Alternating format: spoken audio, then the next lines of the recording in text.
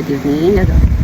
Naumpisahan na natin yung ayan. Nagawa kasi ako parang table runner para dun sa aming lagayan ng mga shell tsaka no baso.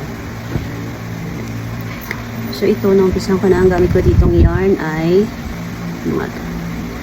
Nylon yarn. 1.5mm yung kanya. And then yung hook, ito ay 3.5. Then, so dito, ayan, copy ko maituro ng maayos.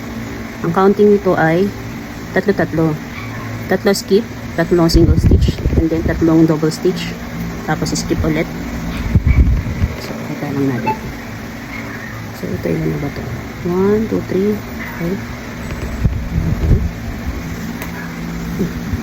5. Ayan. Panibagong project.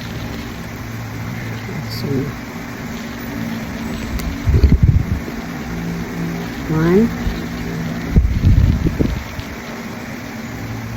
2, 3. Nalagay ko siya para doon sa, ayan, nakikita niyo yan yung coaster na 4. Yung pinakasapi niya ay kulay orange. Medyo guma na kasi. Gusto ko siyang palitan. And ipa-partner ko na lang dyan. Brown yung ano, tapos paligid. Color yellow na parang petals na lang din nakatulad niya. So, ayan. 3. Ayan. Tapos locked out. Double stitch. Tatlo din. Tatlong double stitch. 1, 2. Ayan.